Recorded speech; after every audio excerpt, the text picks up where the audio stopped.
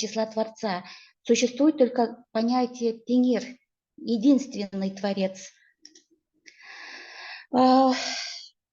Ну, я тут приводила в качестве примера строки из эпоса «Манас», наверное, как бы будет непонятно, да. Иногда тенера кыргызы называют «көкө тенер». Что такое «көкө тенер»?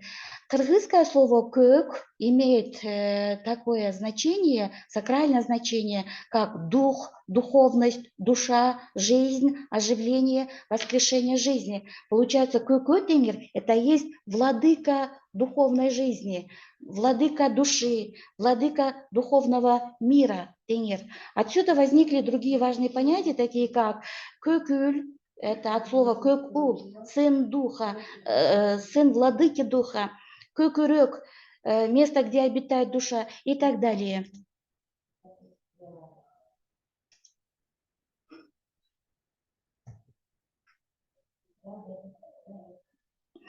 Так. Каков облик Творца Тенира? В религиозной философии народов всего мира внешний облик высших сил описывается с помощью следующих терминов. Первый термин, который описывает внешность высших сил, это зооморфизм, то есть от греческого «зоос» – животное, морфос – облик, вид, форма, образ. То есть в рамках данного термина внешний облик высших сил описывается в образе животных. Например, в греческой мифологии Пегас, Минотавр, в исламской мифологии это крылатый конь Бурак и так далее. А в кыргызской мифологии это Кайберен, Алкарагуш, Аджидар и так далее, и так далее. Второй термин, который описывает облик высших сил, это антропоморфизм, то есть от греческого антропос – человек, морфос – облик. Внешность высших сил описывается в форме, то есть в образе человека. Например, в кыргызском фольклоре Кыдрата, Умайне, Пери, то есть фея, Дö, дева, великан и так далее. А в христианстве это Бог-Отец, Богородица, то есть вот эти высшие силы, Бог-Сын, описываются в образе человека. В исламе ангелы Джабраил, там, Иблис и так далее. Третье понятие – это социоморфизм. Это от латинского социум – общество, морфос – облик, образ. В рамках данного термина внешний облик высших сил описывается в образе Господа или Господина, то есть царя, который сидит на золотом троне. На арабском языке этот золотой трон называется аль-арш, или судьи, который вершит судьбы людей. И четвертым понятием является понятие теоморфизм. От греческого теос – творец, морфос – облик, образ. В рамках данного термина внешний облик высших сил описывается в образе Творца, который сотворил все сущее. Например, Творца всего сущего, описанного в народном фольклоре кыргызов, невозможно представить в облике мужчины или женщины, человека или животного, царя или судьи и так далее. Ибо Творец всего сущего, Тенир, есть абсолютный дух, не имеющий никаких материальных параметров, таких как запах, масса, цвет, объем, высота, широта и так далее. Таким образом, Творца всего сущего, описанного в народном фольклоре кыргызов, невозможно представить в рамках зооморфизма, антропоморфизма, социоморфизма.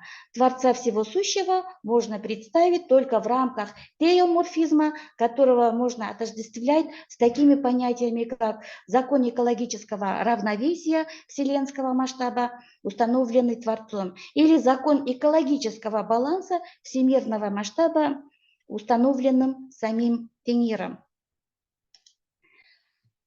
Следующая подтема, я хотела чуть раскрыть суть таких понятий, как геоцентризм и антропоцентризм в мировых религиях.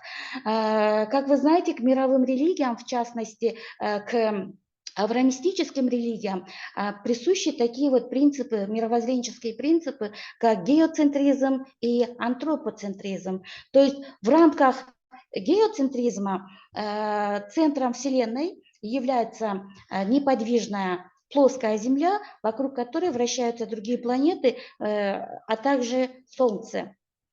Ну, я приводила тут примеры с Корана, с Библии.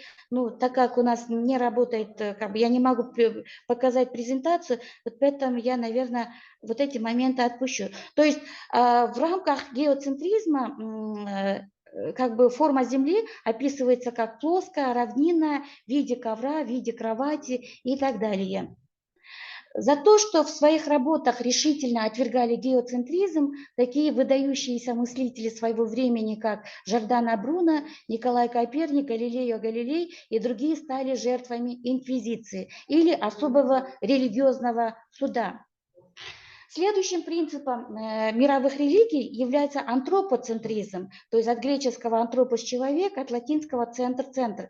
Благодаря этому принципу авраамистической религии на самый передний план выдвигают человека, который был сотворен по образу и подобию Бога в качестве царя природы.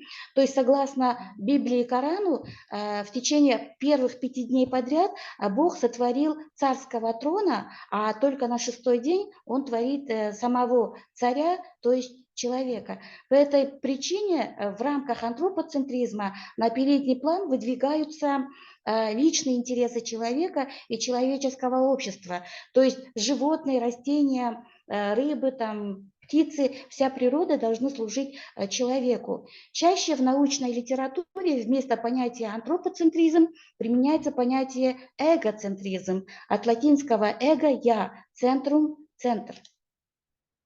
Из-за принципа антропоцентризм в авраамистических религиях практически полностью отсутствуют ангелы-хранители природных стихий или природных явлений. В рамках авраамистических религий существуют только ангелы-хранители, которые служат только человеку, так как человек венец творения, царь природы. И все эти ангелы-хранители и пророки авраамистических религий, они имеют облик, описанный в рамках антропоцентризма. Ну, например, исламская религия отличает 4 основных и более 3000 второстепенных антропоморфных ангелов-хранителей. В тех цивилизациях, где господствует антропоцентризм, особо подчеркивающий идею о том, что человек был сотворен по образу и подобию Бога в качестве царя природы, как правило, природа рассматривается как грязная мастерская. Эту грязную мастерскую можно изучать с помощью науки и научного принципа «знание – сила». Эту грязную мастерскую необходимо беспощадно эксплуатировать посредством техники и технологий в целях создания наиболее комфортабельных условий для человека. Следующая подтема у нас гелиоцентризм и экоцентризм или экологический центризм в тенгрианстве. Как правило, тенгрианство опирается на 2 основных мировоззренческих принципах. Первый принцип – это гелиоцентризм, а второй принцип – это экоцентризм или экологический центризм. Гелиоцентризм от греческого «гелиос» – солнце, от латинского «центрум» – центр. Согласно этому принципу, Солнце – центр мироздания. Все другие планеты, в том числе Земля, имеют шарообразную форму и вращаются вокруг Земли. Как и другие планеты Солнечной системы, Земля совершает двоякое вращение, то есть, во-первых, Земля вращается вокруг своей оси, этим объясняется смена дня и ночи, а во-вторых, Земля вращается вокруг Солнца, этим объясняется смена времен года. В эпосе Манас следующим образом предлагается гелиоцентрическая картина мира. Ну, я тут предлагала и на кыргызском языке, и на русском языке. Я из-за того, что я не могу показать презентацию, наверное, как бы озвучу только русский вариант этих строк. Сотворена Земля шарообразной, возносясь в космосе в пустоте, как колесо она вечно вращается, вокруг Солнца четко по орбите, на круглой Земле живут люди, не падая в бездну, уму непостижимо. То есть в рамках тенгрианства, описанного в кыргызском эпосе Манас, предлагается именно не геоцентрическая картина мира, а гелиоцентрическая картина мира. Первым официальным автором гелиоцентрической картины мира является персидский ученый Аль-Бируни, который родился в городе, который сейчас называется Бируни, на территории республики Каракалпакстан, то есть Узбекистан. То есть до прихода ислама жители Средней Азии, население Средней Азии имело гелиоцентрическую картину мира, и первым ученым, который это зафиксировал, был как раз персидский ученый Аль-Бируни. Кстати говоря, он жил 500 лет тому назад до Николая Коперника, и хотя евроцентрическая наука утверждает, что первым автором является Николай Коперник, на самом деле впервые это зафиксировано Аль-Бируни. Гелиоцентрическая картина мира также имеет место быть в работе Джусупа Баласагана Хутат Кобилик. Я тоже тут приложила отрывок из его книги, хотя не могу показать, наверное, в следующий раз. Несмотря на господство исламской религии и арабского языка, Джусуп Баласаган, то есть Юсуф Баласагуни, написал свою работу на своем родном тюркском языке и в своей книге дал тюркские названия планет. Например, Секантир – это Сатурн, Онай – Юпитер, Корут – Марс, Ящик – Солнце, Севит – Венера, Арзу – Меркурий, Ялчик – Луна. Это значит, до прихода ислама население Средней Азии имело гелиоцентрическую картину мира, и население Средней Азии имело тюркские названия планет до прихода ислама. По мнению наших древних предков, творец Тенир сотворил два вида миров. Первый – это Кайб Дюне, то есть трансцендентный духовный мир Творца Тенира и сакральных сил. И второй мир – это Джарых Дюне, на русский язык дословно можно перевести как материальная вселенная или физический космос. Джарых Дюня, то есть материальная вселенная, в свою очередь состоит из следующих миров, которые в общем не встречаются в авраамистических религиях. Первое понятие – это онсегизмин алам. На русский язык это можно перевести как 18 тысяч метагалактик, или джетимшекимин алам – 72 тысячи метагалактик.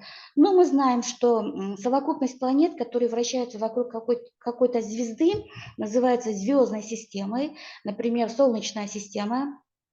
Солнце тоже является звездой. Совокупность подобных звездных систем образует метагалактику, а совокупность метагалактик образует галактику. И вот эти аспекты, они не получили отражения в священных книгах авраамистических религий, хотя они имеют место быть в эпосе Манас или в других народных фольклорных произведениях кыргызского народа. Следующей подтемой у нас выступает символ тенгрианства. Но, к сожалению, вот у нас, я не могу показать вам презентацию, символом тенгрианства выступает чамгарак, то есть юрта, верхняя часть купольной части юрты. Чамгарак кыргызской юрты можно рассматривать в качестве окна в космос, имеющее глубокое философское и сакральное значение и в онтологическом, и в гносеологическом, и в космологическом аспектах. Круг, составляющий ось Чамгарака, называется төгөрөк, и он символизирует алам, Вселенную, космос, универсум. Как выше сказали, в эпосе Манас предложена гелиоцентрическая картина мира, основанная на том, что универсум имеет форму круга. В центре төгөрөка, то есть кругообразного универсума, находится Солнце. Все планеты, включая Землю, имеют шарообразную форму, они все вращаются вокруг Солнца. И символ тенгрианства иногда называют кут-тамга, либо джагалмай-тамга, и по форме этот символ представляет собой очень похож на крест, на равнобедренный крест, который сейчас есть в христианстве. Жаль, что я хотела показать вот как бы базовые элементы материальной культуры кыргызов, где везде имеет место быть вот этот символ тенгрианства. Крестообразный знак имеет значение космического равенства. Төрт таравын кыбыла на кыргызском языке. Это равенство между четырьмя материальными стихиями, такие как воздух, огонь, вода, земля, четырьмя сторонами света, такие как восток, запад, север, юг, четырьмя частями дня, это утро, день, вечер, ночь, четырьмя временами года, это весна, лето, осень, зима, четырьмя фазами жизни. Это детство, молодость, зрелость, старость. Так. Таким образом, юрта является сакральным микрокосмосом, а Чамгарак, Тундук, является окном в макрокосмос для кыргыза. Но тут я приложила вот такой вот рисунок.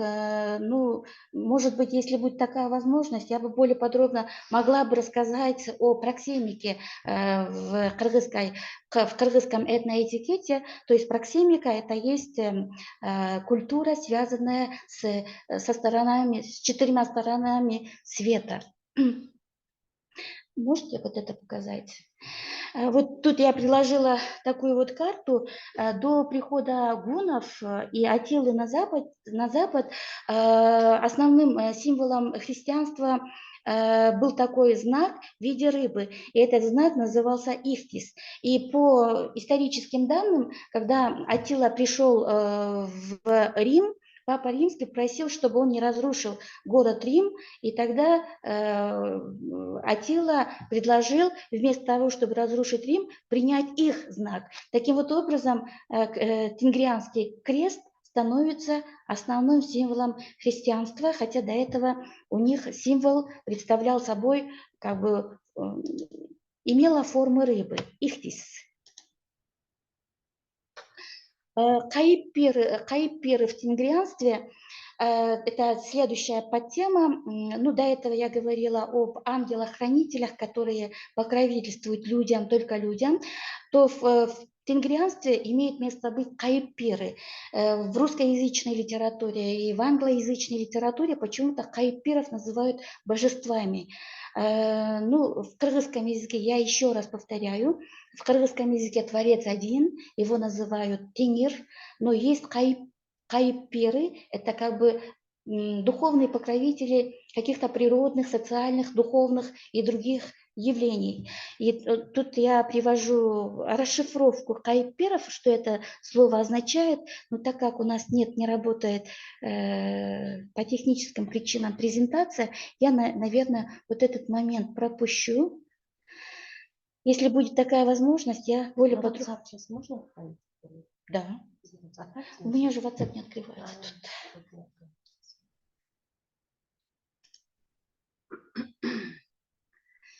Так, сейчас. Ну, я хотела все это показать, у нас не получается.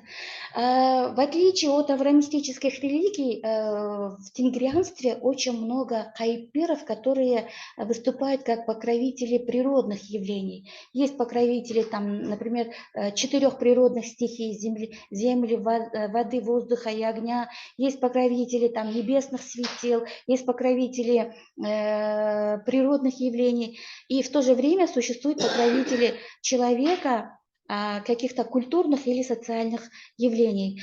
Я выше сказала, тенир, это на русский язык дословно можно перевести как закон экологического равновесия, закон экологического баланса. И чтобы не нарушить закон экологического баланса, кыргызы четко соблюдали определенное количество экологических табу.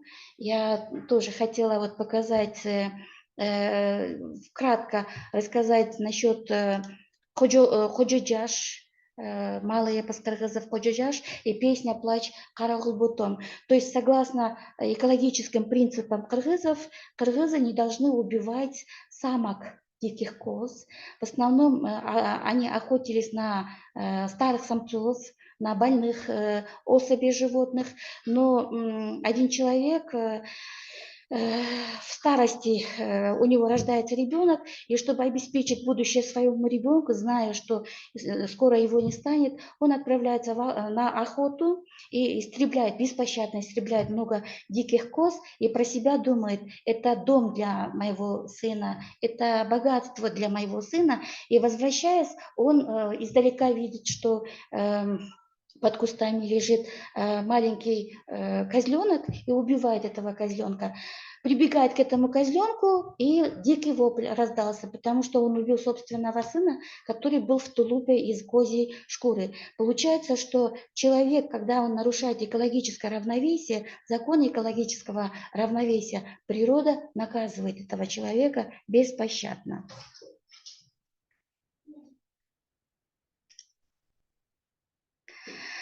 Так, и следующая подтема – праздники в тенгрианстве. Праздники в тенгрианстве. Праздник – это отрезок времени, выделенный в календаре в честь чего-либо, либо кого-либо. Праздник имеет сакральное значение и связан с культурной или религиозной традицией. Кыргызские традиционные праздники тесно связаны с народной астрономией, особенно с планетарным движением Юпитера, так как познания кыргызов в области астрономии, географии, флоры отличались достаточной четкостью и большим разнообразием. В древних кыргызский календарь называется Мючөл, и он опирается на 12-летнем цикле планеты Юпитер. То есть Юпитер вращается вокруг Солнца в течение 12 лет. А также Мючөл – это один 12-летний цикл жизни человека. Первый Мючөл наступает в 12 лет, второй в 24 года, третий в 26 лет. То есть человек в рамках этого времени проходит определенный этап своего развития. Всего существует 4 главных праздника кыргызов, тесно связанные с креативной волей самого Творца Теңира. Эти праздники не являются рукотворными, то есть эти праздники не являются желанием какого-то пророка, желанием какого-то религиозного деятеля. И эти праздники, они связаны с креативной деятельностью Теңира. Первым праздником является праздник Норус, Навруз или Көктем. Этот праздник наступает 21 марта, и этот праздник тесно связан с весенним равноденствием. Второй праздник называется Кут-Майрам, и его празднуют 21 июня, то есть это день летнего солнцестояния.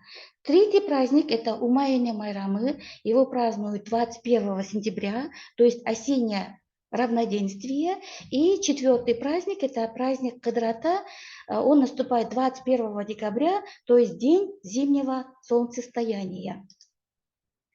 Кроме этого, почти между собой совпадают такие праздники кыргызов и древних славян, у которых в древности был солярный культ. Например, кыргызы празднуют Норуз 21 марта, а славянские народы Масленицу.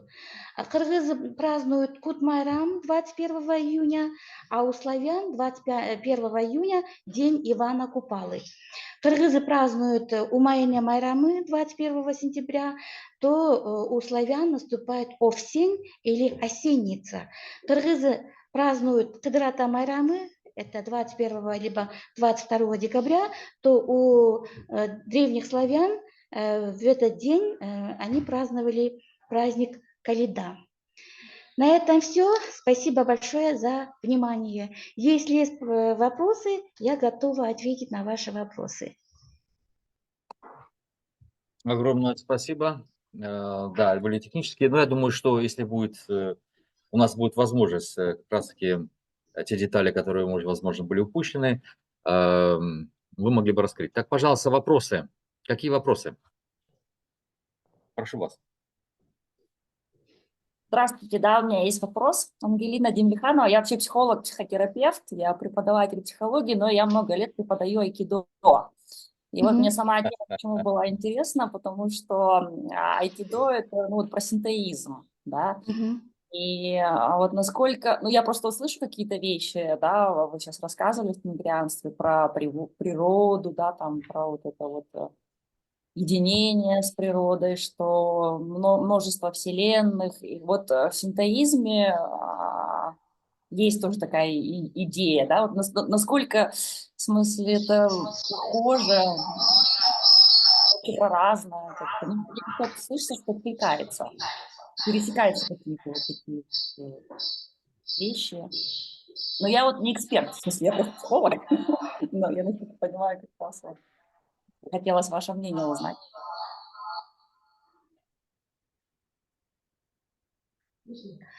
Ну, Пожалуйста. частично слышно. Частично слышно, но в общем я поняла.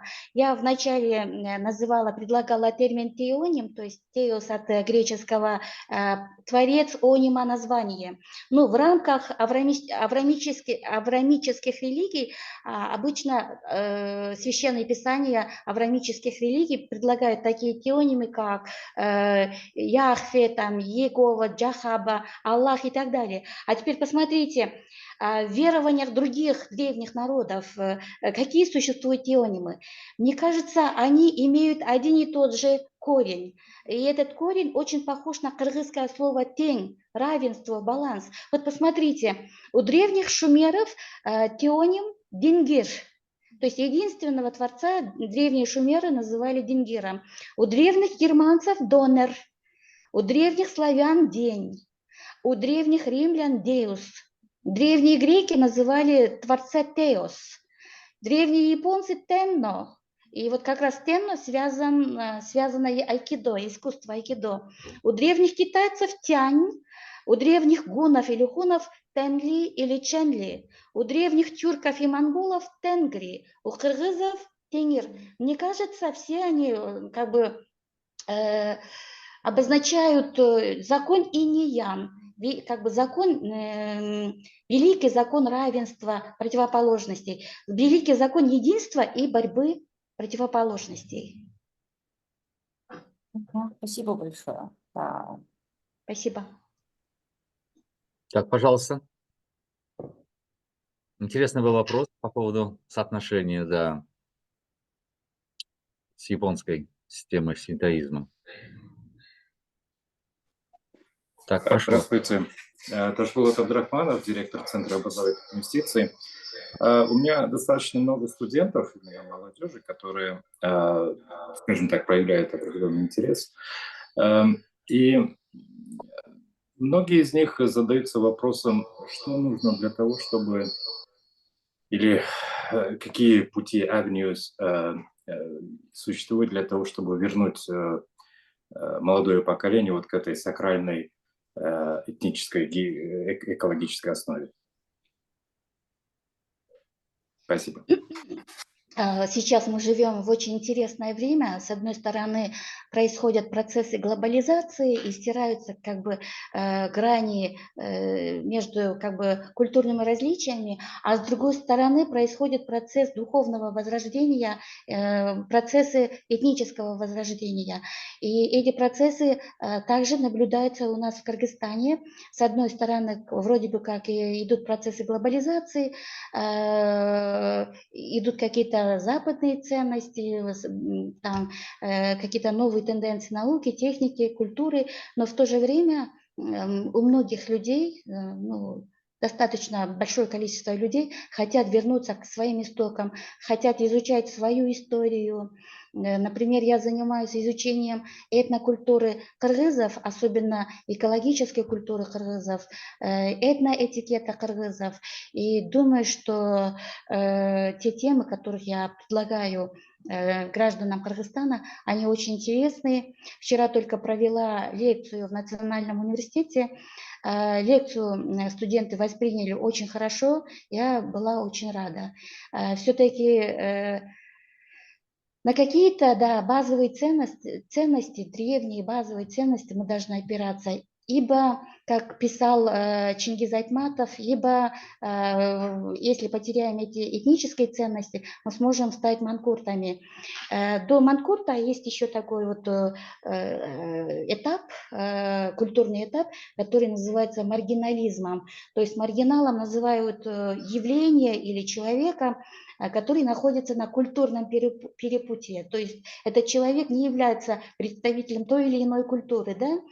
Ну, например, у нас в Кыргызстане есть многие люди, которые родились кыргызами, но стали как бы русскоговорящими. Либо же родились кыргызами, а стали как бы сторонниками радикальных течений ислама, предположим, да? Одеваются там как бы как жители Афганистана и так далее.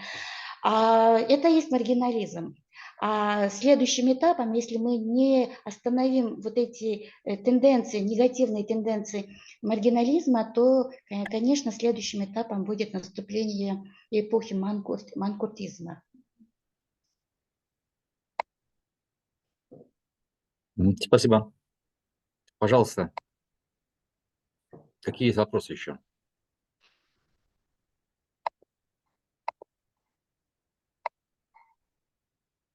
Давайте я тогда, у меня есть вопрос, он такого концептуального плана.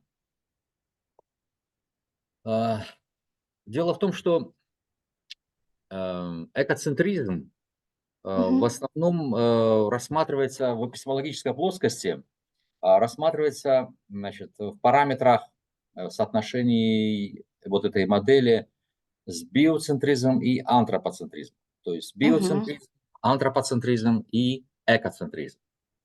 Конечно же, есть описание этих концепций. Вы косвенно дали описание антропоцентризма, связывали с религиозным контекстом и обосновали о том, что с точки зрения тенгрианства, тенгри это является как раз-таки аспект, который не связан не с антропоцентризмом, а связан с неким таким космологическим балансом, да, там эко-баланс.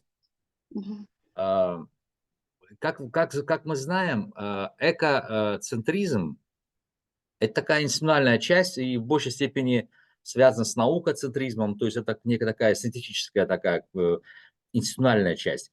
Вот в этой связи вопрос, когда вы рассматриваете его тенгрианство в рамках экоцентризма, вы проделывали работу по соотношению вот этих мифологических, как бы сказать, символов, да, архетипов, вот именно с тем, каким образом это влияет на формирование институциональных каких-то вещей, которые влияют в дальнейшем на установление баланса, да, например, ну, как законы, например, государственные законы, которые устанавливают определенный баланс защиты окружающей среды и так далее. Но я сразу перевожу, вот как обычно рассматривается экоцентризм. Дело, соотносили вы, если вот так вот более ясно, соотносили ли вы законы тенгрианства с теми процессами социальными, которые проходят вот в современном обществе, да? И как, если вы проводили, то как вы ее можете, ну, как бы соотнести, с какими компонентами, для того, чтобы нам было, вот для слушателей было более ясно о том, каким образом это можно эффективно использовать, да, в качестве там определенных инструментов для решения проблемы, эко-проблемы, которые существуют у нас в Центральной Азии. Спасибо. Спасибо, очень хороший вопрос.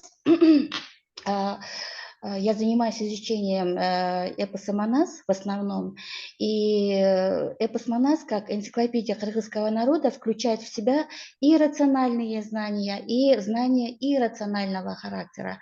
В 2019 году у меня вышла монография, она называется «Эзотерика в кыргызском фольклоре», и самое интересное, в эпосе Манас есть такие вот иррациональные моменты, где описываются предыдущие эзотерические цивилизации, которые стали жертвами экологической катастрофы. И вот эти эзотерические цивилизации, там цивилизация атлантов, цивилизация там лемурийцев и так далее, они погибли в результате вот этой как бы чрезмерным увлечением вмешательства человека в экозаконы природы. И, да, дисбаланс. И отсюда всемирные потопы, там, другие какие-то катастрофы происходили на планете Земля. Самое интересное, эпос Манас описывает, например, Пангею, самого первого материка, каким образом Пангея раскололась на Ландвану и Лавразию, Гондвану и Лавразию. Потом, ну, хотя таких названий нет, но все равно вот каким образом происходит раскол этих материков. В эпосе Манас даже встречаются такие экзотические животные, как акыра, жираф, пиль, слон, керик, например, носорог и так далее. Аран, тоже бегемот. Откуда у кыргызов? Мы же живем в условиях Средней Азии, у нас же как бы, мы даже не относимся к тропической зоне, да? Даже не относимся к субтропической зоне. Откуда у кыргызов такие вот сведения об этих экзотических животных, да? И найдя эти материалы, я была действительно очень удивлена. И Манас, хотя нет такого кыргызского слова в данное время, есть много расшифровок, но есть точное, как бы точное определение Манаса на санскритском языке. Санскритское слово Манас на русский язык дословно переводится как божественный разум. И тоже можно провести очень много аналогий. Предположим, в Библии написано, да, в начале было слово, это слово было у Бога, этим словом был Бог, а в Коране кун фаякун, да, то есть Аллах сказал будь, после чего мир как бы возник, материальный мир возник. Вот эти кораническую формулу, вот эту кораническую формулу, библейскую формулу на современный язык можно перевести так. Прежде чем сотворить мир, Творец сотворил духовный проект этого мира, где он предопределил предназначение каждой вещи, каждого предмета, каждого живого организма. После этого по этому духовному проекту он сотворил весь мир. А если же перевести на санскритский язык, это будет: прежде чем сотворить мир, Творец сотворил Манас. Потом по этому Манасу он сотворил мир. И эпос Манас, хотя в художественной форме, не на научном языке, не на языке эзотерики, да, как сейчас она представлена, а в художественной форме эпос Манас призывает людей беречь природу, бережно относиться к природе, соблюдать экологические законы, ибо будет катастрофа. Манас. Да, Манас. Да. Манас, да. Спасибо. Пожалуйста, можно, если есть какие-то выступления, пожалуйста, можно с выступления. Можно переходить к выступлению, если нет вопросов. Комментарии.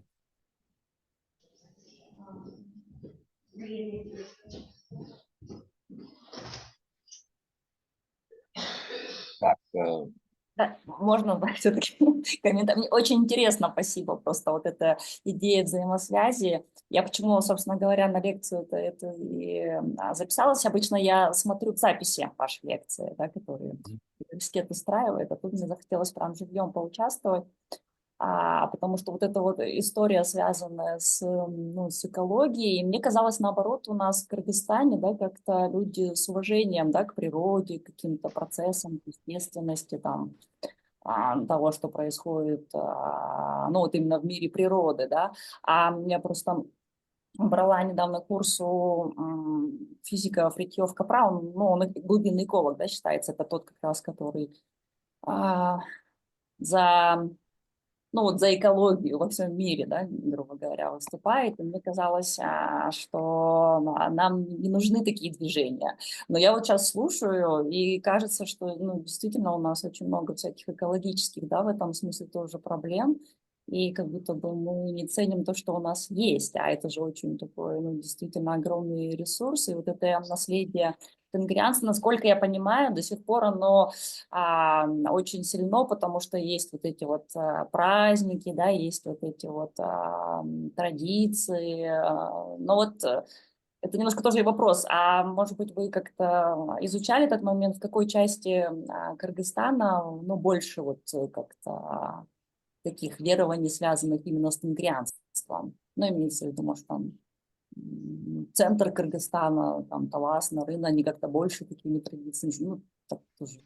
Ну, традиционно Северный Кыргызстан всегда как бы считался как бы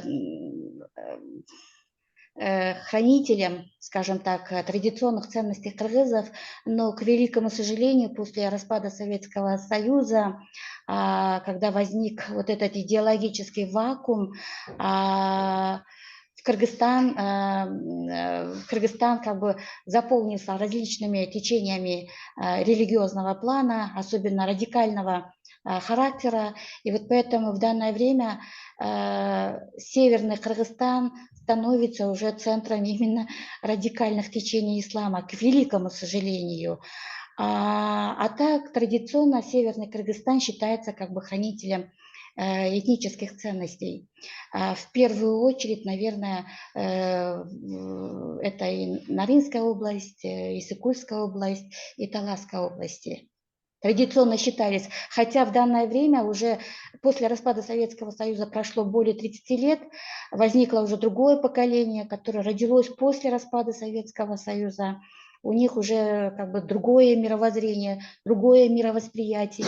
Хотелось бы, чтобы не только Северный Кыргызстан, а весь Кыргызстан был хранителем традиционных ценностей кыргызского народа. Спасибо. Владимир Ильич, можно небольшой комментарий? Пожалуйста. Вот, дело в том, что я хотела сказать, что Гульзат Алиева очень медийная личность в Кыргызстане. Она известна своими публикациями на социальных сетях, на Фейсбуке. И радикальные исламисты, ну, не просто противоречат, там, спорят с ней, выходят на дебаты, они угрожают активно, они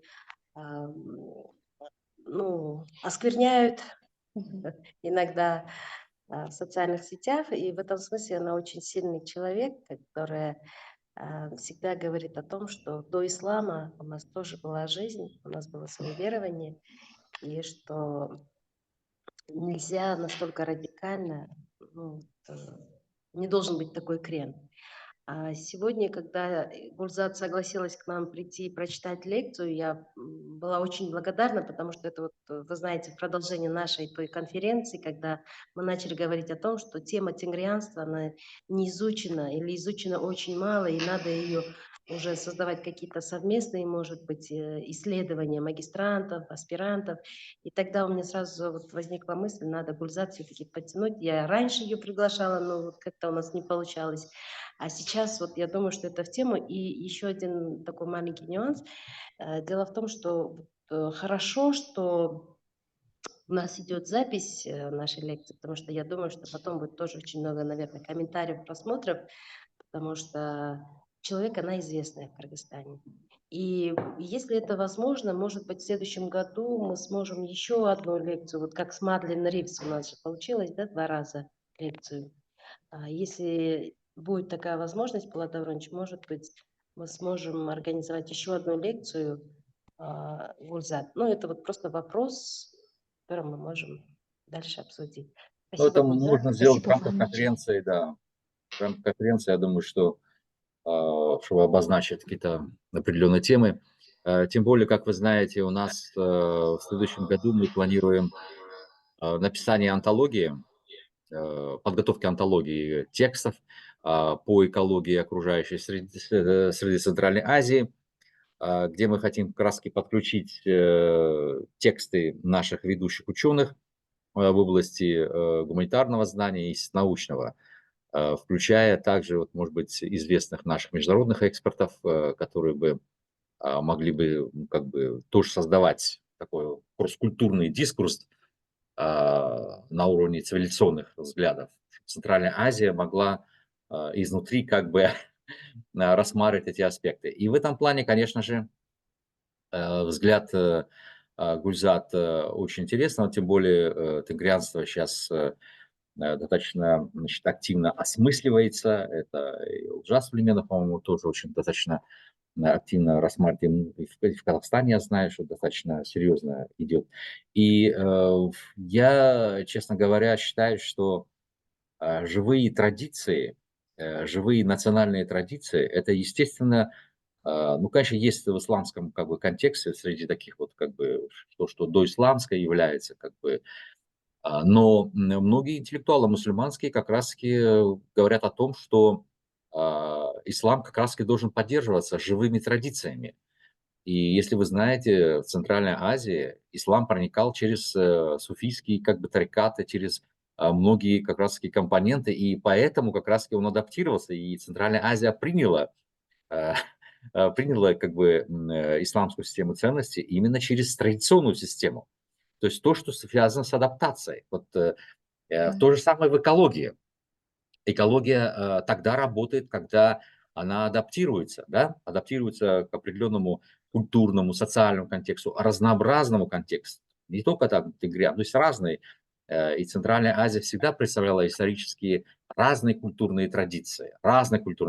Существование буддизма, там и синтоизм то же самое, и христианство в форме арианства, ислам, зороастризм, тенгрианство. То есть разные формы, они достаточно хорошо существовали и создавали отличную базу для Ренессанса. Вы знаете, что с 9 по 11 века с точки зрения мест это был центром, можно сказать, вселенной, интеллектуальной, культурной жизни Центральной Азии.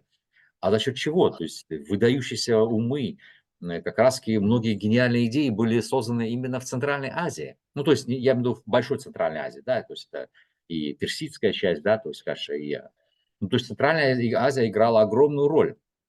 И благодаря, конечно же, существованию разнообразных социальных, культурных, интеллектуальных практик, религиозных практик. И вот именно это, конечно же, очень важно для того, чтобы дискурс, мы поэтому поднимаем в лекции, приглашаем разных специалистов, для того, чтобы видны были разные взгляды. И в этом плане, конечно же, ну, например, когда я слушал вас, Гульзат, да, я вот сразу у меня сразу ассоциации вышла знаменитая работа Аль-Фараби, его социально-этические трактаты.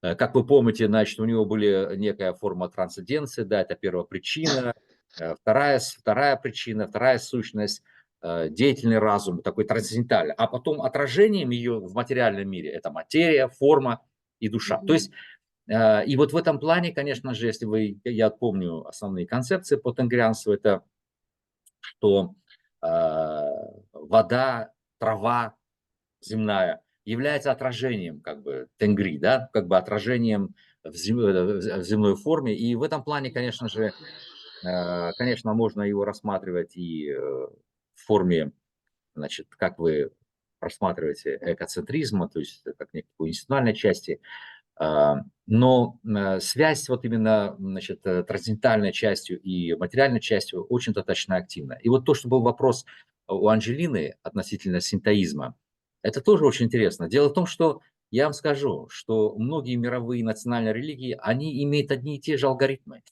потому что они связаны с природой человеческого сознания. Они связаны с природой человеческого сознания. И вы найдете везде, и в исламе, и в христианстве.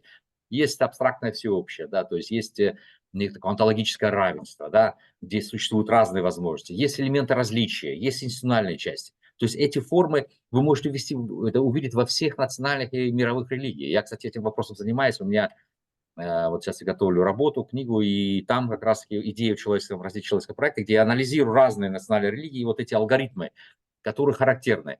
Вот, кстати, вот после вот вашей лекции я обязательно вот, может быть, включу тоже тенгризм, тенгрианство именно как одну из мировоззренческих религиозных форм, для того, чтобы показать вот этот же алгоритм, да, там, скорее всего, и я вот вижу, этот алгоритм, он существует на уровне некого такого концепции всеобщего, да, как отражение, трансцендентальное отражение, вот именно, как вы говорите, тенгри и земля, да, это, в общем, во многих аспектах есть. Потом элементы различия и институциональной части. То есть и в этом плане, конечно же, вот экосистему, экологические аспекты тоже можно рассматривать вот именно в этом контексте.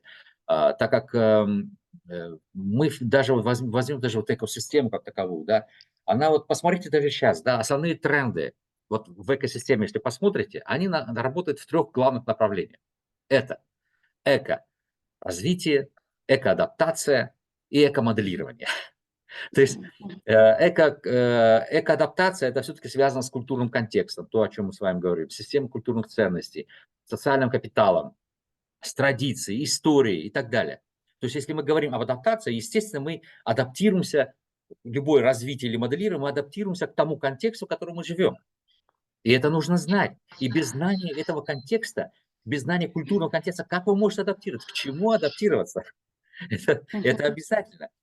Когда мы говорим о концепции развития, это развитие связано с технологией, конечно, с научными измерениями и так далее. И институциональная часть, то есть разные формы. И вот этот алгоритм связан с структурой человеческого сознания. И с моей точки зрения, это мы можем иметь и в религиозных системах. И вот, потому что мы артикулируем вещи, мы не можем выйти за пределы, как бы сказать, своего сознания. Да, оно ограничено, да, мы можем некоторые вещи, как бы сказать, не... Но такова наша природа, и мы, вот это здесь есть возможности для понимания. И тенгрианство, безусловно, является отражением как раз-таки вот некой такой структуры, которая тоже имеет свои определенные алгоритмы и которая тоже может быть при ее понимании хорошо быть интегрирована и рассмотрена вот именно в таком дискурсе, о котором мы говорим. И без этого, без какой-то части, но мы не можем, как бы любое целое состоит из суммы частей, хотя оно естественно иное, но тем не менее, мы не можем просто взять и сказать, нет, это не нужно. Мы получим неврозы, да, как говорил Зигмунд Фрейд. Если вы не отключаете что-то, то рано или поздно все это выйдет в форме неврозов. То есть поэтому очень важно находить определенный баланс, как бы сказать, и социальный, и культурный, и экономический. Естественно, все это связано, взаимосвязано. И в этом плане создавать сосуществующие, как бы сказать, формы в это, безусловно, бифракционное время. Вот примерно вот мои вот комментарии по этому поводу. Если есть... Да, пожалуйста. Что-то хотели сказать, Гульзар? Эко-моделирование, Влад Аронович, вот вы сказали. Что? Эко-адаптация, эко-развитие и эко-моделирование будущего. Да, это направление, да. Это направление, которое мы видим, и они все связаны с структурой. Эко-моделирование связано с политическими институтами, да. Это институциональные части. Когда мы моделируем, это projection, то есть мы проецируем что-то. Мы создаем какие-то конструкции. Это социальный конструктивизм. Если вот взять теории, основные теории, социально-политические теории, это социальный конструктивизм. Если мы говорим о развитии, это рациональный инструментализм. То есть это больше связано с научным компонентом и так далее. С эго, антропоцентризмом, да, субъективностью, индивидуальностью и так далее, и так далее.